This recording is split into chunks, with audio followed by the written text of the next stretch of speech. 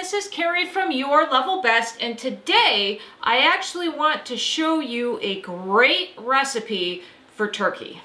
And I'm sure you've probably roasted a turkey whole before and have had a lot of the same problems. One being if the dark meat was cooked to the proper temperature, the breast turned into sawdust. Or if the breast was cooked to the proper temperature, the dark meat was raw. So what I've found, and actually what other chefs have found, is cooking a turkey whole is not the best way to do it. Now, what I'm going to show you today is part technique and part cooking one part of the bird. So what I'm going to do first is I'm going to show you something called deconstructed turkey. Now, this is not another fad. I'm sure that you've fried turkeys, you've roasted them breast down, you've stuffed them, you've not stuffed them, you've brined them, you've done all kinds of different techniques, and probably gotten turkey that was pretty good, but not great. You know, I'll admit to myself, you know, I did not want to eat turkey for the longest time because I was tired of eating sawdust for breasts and, you know, slimy or undercooked dark meat that just didn't hit the spot. And a couple of years ago, I actually tried, one year as an experiment during Thanksgiving, was to deconstruct the turkey. Now, a lot of people may think that deconstructing the turkey is a really hard thing to do, but it's actually pretty easy, and I'm going to show you how that works today.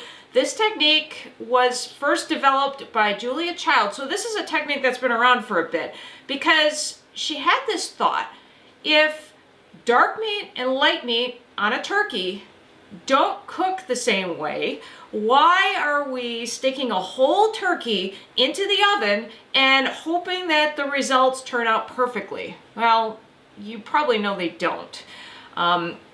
So deconstructing the turkey allows you to cook each type of meat the best way you can. Now, the dark meat is cooked with a braising technique. I'm not going to show that today just because it's pretty simple. I'm attaching the recipe as part of the blog post, and if you want to serve dark meat during your holiday meal, that's a good way to do it. It also helps with the gravy, but a lot of times what I found is when I'm cooking for other people, most people want the breast meat.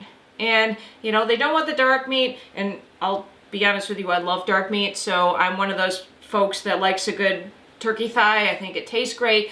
But if you don't have folks that want the dark meat, I'm going to show you a little recipe of what to do with the dark meat if you've got a family full of folks who prefer white meat.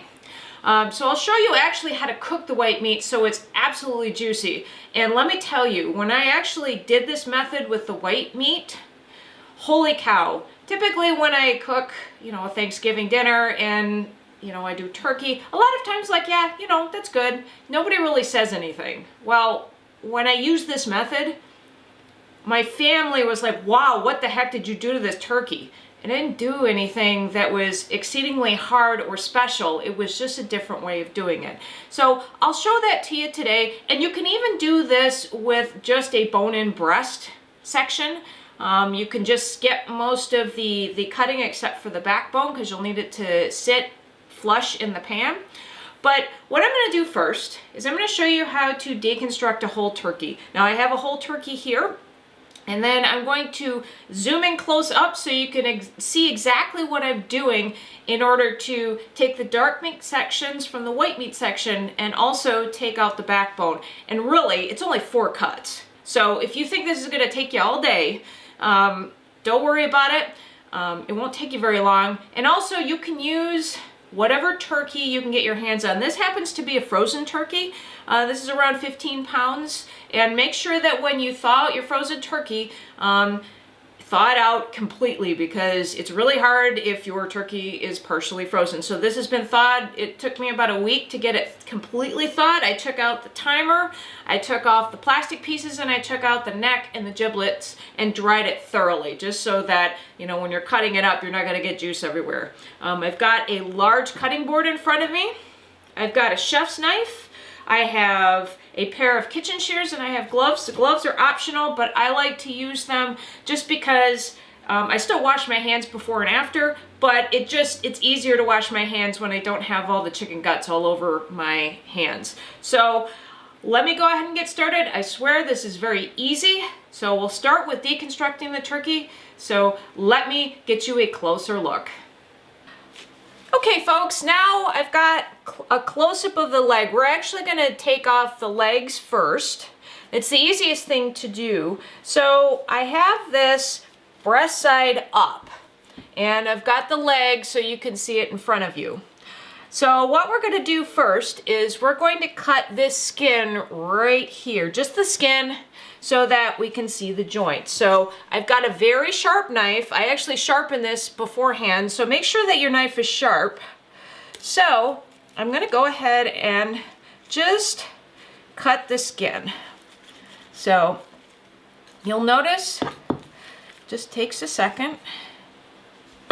So now that I've cut the skin, I want to make sure that, and I'll get a little more here so you can see. So make sure that you've popped the bone straight out.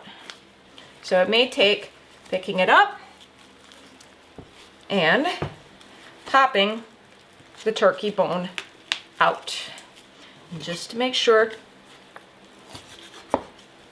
I'm just making sure that I get everything. So pop that out like that, and you can actually see the joint. And then all you have to do, now that you've popped the joint, is to cut off the leg like so. So now you have a perfect thigh piece and, of course, a drumstick. So let me turn the bird around. I'm going to move this out of the way. Let me turn the bird around and I'll do it one more time. So you can see I've got a piece of skin here, and I'm going to cut that with my very sharp knife. So cut that all the way down. And you may have to cut a little bit further down just so that it's a little easier to see. You want to take the joint, and I'll keep cutting here. Notice I'm not taking the wings off, because you don't necessarily need to take the wings off. And it might take you a second to just pop this off. And you might hear a little cracking, because there it is. You've got that bone out. Now all you have to do is cut right in between where the bone is and the bird. And remember, sharp knife helps you a lot. So now you have the second leg. That looks absolutely perfect. So what we're going to do next is we're actually going to take off the backbone, because this is not going to sit very well if the backbone is still attached. So what I'm going to do first is make sure that all the skin is cut along the sides. So I'll go ahead and cut this just to make sure. This is so I can see a little bit better, and I'll cut that. So let me cut the back off here, because you're going to see the rib meat and you're going to see the rest of the bird. So what we're going to do is we're going to use our kitchen shears, and we're going to actually just take them along the backbone and just chop through the ribs. So it may take a little bit of work here, but should be pretty simple. So I'm actually cutting through, and it actually helps sometimes just to cut the skin a little, which is what I'm doing here, cutting the skin a little bit. And honestly, it is a fairly messy job. And if it's not going through, like right now, it's not going through well right now, you can actually get the backbone mostly exposed and take your chef's knife and go straight through. And as you can see, it's almost out. So let me move this right here, and make sure that you keep your fingers almost there. Just needs to crack straight through. This one happens to have some bones that are a little bit tough. There we go. Got most of that out. And there. And what I'm going to do is see if I cannot go ahead and cut straight through, because this happens to be the wishbone, and sometimes it's easier just to break it off, just like that. And let me move the backbone out of the way and that extra bone, and now you should have a beautiful breast and wing section that you can now roast along with the rest of your stuff. So there it is. So this is the finished product. We have our legs and we have our breast meat. So we're gonna cook the breast meat along with the wings, so I didn't take off the wings. So we'll cook the breast meat here, and then I'm gonna save the legs and the dark meat for another use. So this is what it looks like, completely deconstructed. Yes, it's a little bit gruesome, but it's well worth it, and I will show you how to cook this breast section next. Hello everyone, and welcome back. So we've deconstructed our bird, and I have the breast portion here that I'm going to cook for you today. And of course I've got a cast iron skillet and some seasonings. You notice there's not a whole heck of a lot of stuff here. And that's what's great about this particular recipe for cooking the breast portion, is it's so easy. I mean, it'll take me just a minute or so to show you how to prep it, but it's literally taking the breast, putting it in a cast iron skillet, and then roasting it. That's really it. So what I'm going to do now is I'll get close up so I can show you how to prep this for baking, and then we'll bake this off and I'll show you what it looks like when it's done. So let's go ahead and start prepping the bird. Okay, now you see I have the breast portion in my skillet, and you'll notice that I have the wings tucked underneath. So prepping this is very, very simple.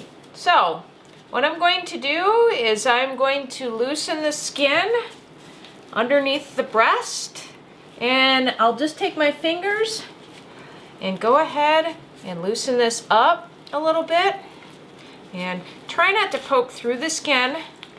So it'll take just a second. You want to create some pockets where you can throw the butter in there. So there we go. I want to get on the sides. Get on the sides a little bit.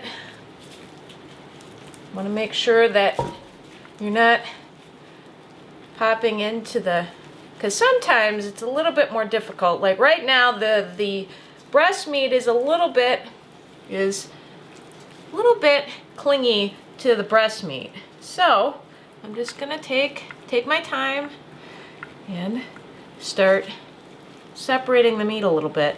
And you might find if you don't like to use your fingers, this is why I like gloves so much, that you can actually get in there and it's a little bit easier when you have gloves that, you know, you can go in and loosen the skin up.